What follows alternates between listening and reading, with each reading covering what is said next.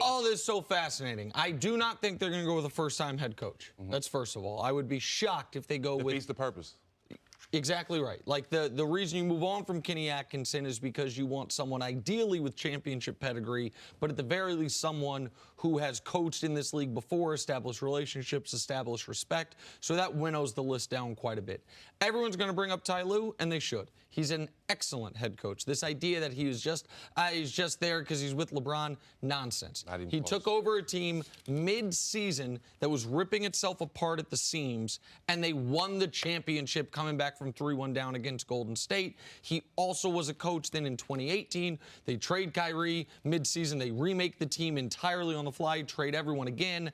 They win a 7-game series in round 1. They're down 3-2 in round 3 against the Celtics, win a road game 7. Ty Lue's an excellent choice. A lot of people are going to bring up Mark Jackson because of his relationship with KD and Rich Kleiman. I'm going to add a name that I don't even know if it's on the board, and I don't even know if I think he's a very good in-game head coach. But so much of this is about relationships. What about all-time great New Jersey Net Jason Kidd, who coached there once before, and most importantly, who said, I'll try to save your job if you want me to, because he had such a great relationship with Jason Kidd. Giannis Antetokounmpo, when Jason Kidd got fired in Milwaukee. If you think Giannis is a chess piece that is on the board in a year and a half from now, adding Jason Kidd would be potentially a very prescient move in that direction. So everyone's going to bring up Ty Lue, smart. Mark Jackson, interesting because of relationships. Jason Kidd, who was unimpressive and had I think a very awkward exit from Brooklyn first time, but Joe Tsai wasn't the owner then. All those people are gone. So those are the names that come to mind for me, Stephen. Yeah, you said some great names, but I think Ty Lue is the guy. Kyrie has experience with him. I think he's one guy that players will respect.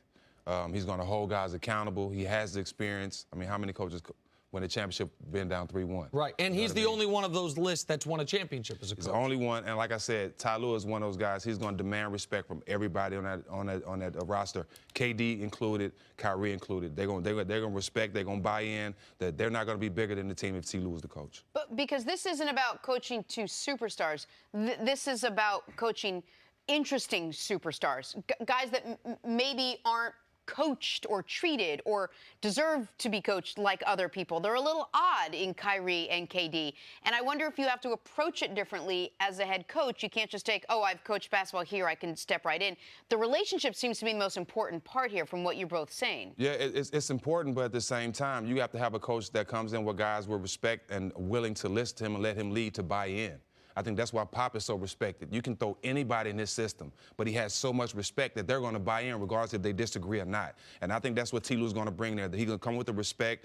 He has the experience, championship experience, and these guys respect him as a man, not just a coach, but as a man. Why? I've heard that before. Well, what is it about Ty Lue? Well, I only can speak for me. I respect him because he's a stand-up guy. He's always been one of those guys. He does what he says, and he's not one of those people that seems like he has a ulterior motive. Ulterior motive. His job, he wants to be a great coach. He cares about the game, as we know. He was one of those guys that wasn't that talented, but played hard every time he got on the court, earned his job. And that's the type of guys you want to play for. And he knows the game. And I think those guys are comfortable with a coach like that. And he's from the dirt, man. He's from Mexico City, Missouri. And I think a lot of NBA guys, while they might not be from a small town like Mexico City, Missouri, they're from very humble beginnings. I think they respect that. And he had the ability to, Game 7 of those NBA Finals, at halftime, look LeBron James in the eye and say, we need more from you, Bron. To where Bron famously said to, I think it was Richard Jefferson, one of his teammates, the hell, what do you, man, I got us. And one of his teammates said, no, he's right. We need more from you right now. If you can do that to LeBron, you can absolutely do it. You're not going to have any back down with KD. I said that to him yesterday. I didn't mean to cut you off, but I said that to him yesterday. I was a total problem in San Antonio, but Pop got to me by teaching through Tim. I could tell that story. You know what I mean? Pop used to scream at me coming out the games and take me out for the littlest things. And I used to come out and scream and get totally out the game. And when I seen him do it to Tim, I'm like, if he can pull Tim out for a mistake, he can keep me out for a mistake, and I became a better player. That's how I learned how to be a pro. How do you think it works in New England? Exactly. That's the exact same way it works in New England. That's why the Pop, Brady Duncan. It works. Comparison. Yep. It starts at the top, though. Do you think it needs to be? Oh, that's interesting. I'm gonna change my question.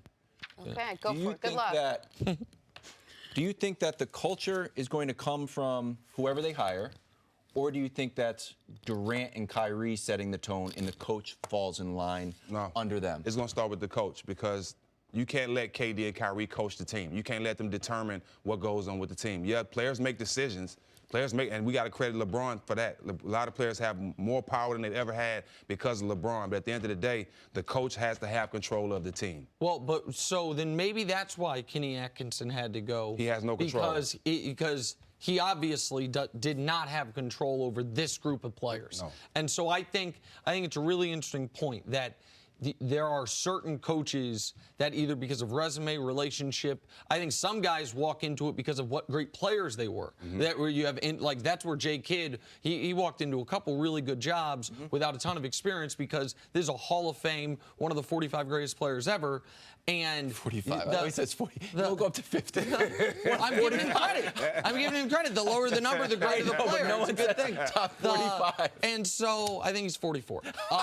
And so those are, if you don't want to have the players be the de facto coach, then you need somebody. Dominant personality. You need somebody like that. And players, man, I know a lot of the media was unimpressed with Mark Jackson's tenure with the Warriors.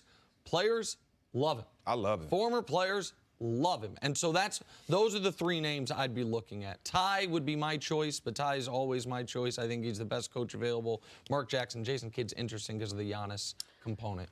Thanks for watching. Subscribe here to get the latest from the show. Also, be sure to check out more of the best clips from First Things First, or go watch a few segments from our other shows on FS1.